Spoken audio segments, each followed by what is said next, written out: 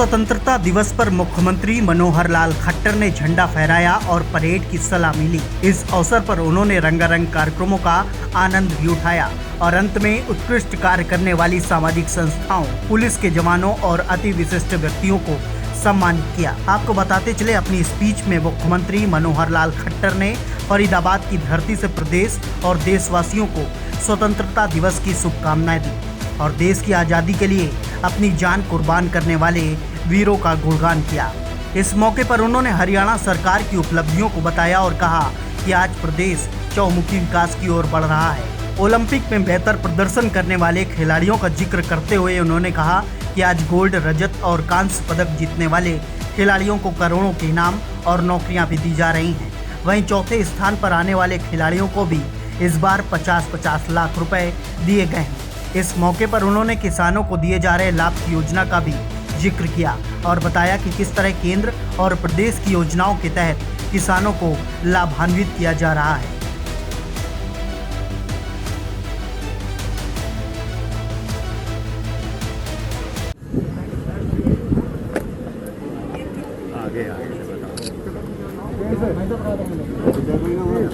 उत्तर श्री ज्ञानचंद मंगला निवासी MCF 24 Garg colony Ballabhgarh पिछले कई वर्षों से अनजान लोगों को रोड से हॉस्पिटल पहुंचाने व उनकी जान बचाने, बिछड़े बच्चों को उनके मां बाप से मिलवाने और कोरोना महामारी संरक्षक जिला रेड क्रॉस सोसाइटी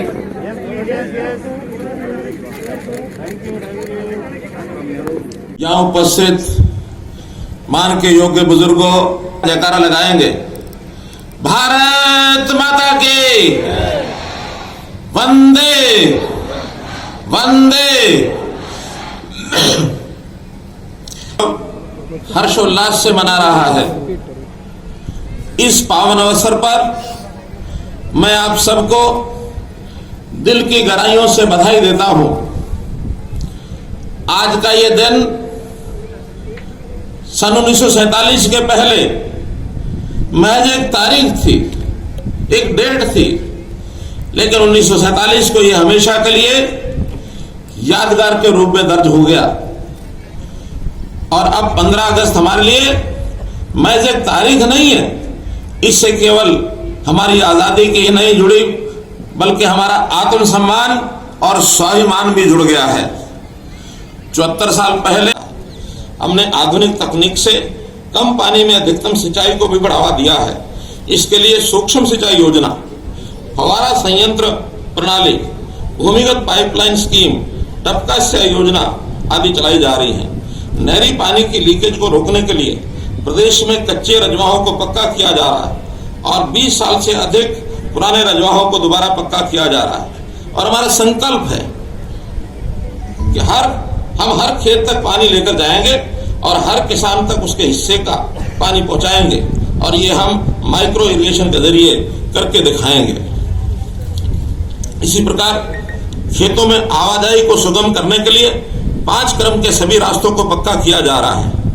भाइयों बहनों, शिक्षा समाज और देश का भविष्य तय करती है।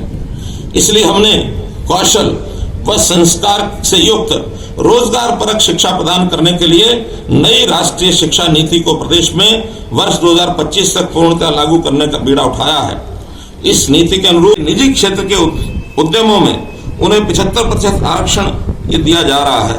इन 75 सालों में ही देश ने ओलंपिक में अपने 100 सालों के इतिहास का सर्वश्रेष्ठ प्रदर्शन किया और मुझे खुशी है कि हरियाणा उसमें अग्रणी रहा। हमारे युवाओं की खेलों में उपलब्धियों का जिक्र आते ही हमारा सीना गर्व से चौड़ा हो जाता है। हरियाणा के खिलाड़ियों ने ओलंपिक, कॉमनवेल्थ, एशियाई खेलों और अन्य अंतर्राष्ट्रीय प्रतियोगिताओं में पदक जीतकर अपनी शारीरिक दक्षता और मानसिक दृढ़ता का लोहा मनवाया है।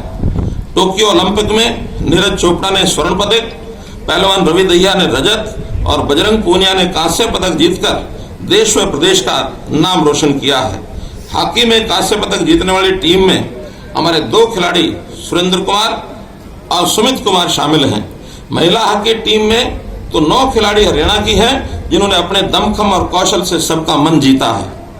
हरियाणा देश का पहला राज्य है जो पदक जीतने वाले खिलाड़ियों को पुरस्कार स्वरूप सर्वाधिक नगद राशि ये देता है।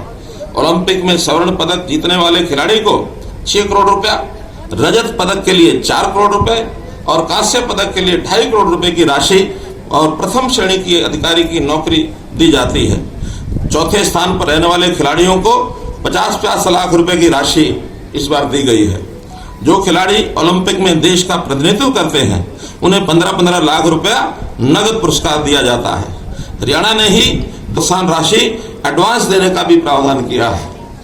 खिलाड़ियों के लिए रोजगार सुनिश्चित करने के लिए खेल विभाग में 550 नए पद सृजित किए हैं। इसके अलावा 85 खिलाड़ियों को सरकारी नौकरी प्रदान कर दी गई है। हमने अर्जुन, द्रोणाचार्य और ध्यानचंद पुरस्कार अवार्ड जीतने वाले खिलाड़ियों का मासिक मानदेय बढ़ाया है। तेनजिंग नोरगे में भीम पुरस्कार विजेताओं को मानदेय देने की शुरुआत भी की है। इसके अलावा खेलों का आधुनिक इंफ्रास्ट्रक्चर भी प्रदेश में विकसित किया है। इसी के बल पर हरियाणा पहली बार खेलो इंडिया प्रतियोगिता इसकी मेजबानी करेगा। प्रिय प्रदेशवासियों, हम महिलाओं को सुरक्षा के साथ साथ 50% प्रतिनिधित्व दिया है।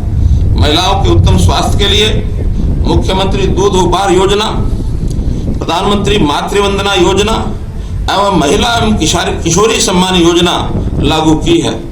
मुझे ये बताते हुए खुशी हो रही है कि माननीय प्रधानमंत्री श्री नरेंद्र मोदी जी के बेटी बचाओ बेटी पढ़ाओ कार्यक्रम के परिणाम स्वरूप प्रदेश में लिंगानुपात दर वर्ष 2014 के 871 के मुकाबले अब 921 हो गई है। महिला सुरक्षा को सुदृढ़ करने के लिए पुलिस में उनकी संख्या 15% की जा रही है।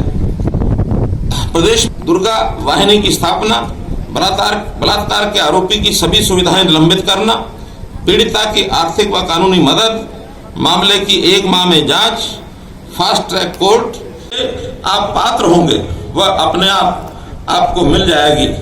कहने और सुनने में ये सपने जैसा जरूर लग सकता है, पर हम इसे साकार करके दिखाएंगे। भ्रष्टाचार की बात करें तो आप जानते ही हैं कि CLU का दूसरा नाम भ्रष्टाचार था।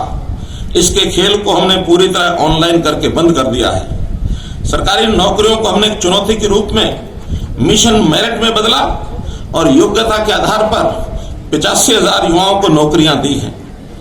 हमने कर्मचारियों का तबादला ऑनलाइन कर तबादला उद्योग पर ताला लगा दिया है।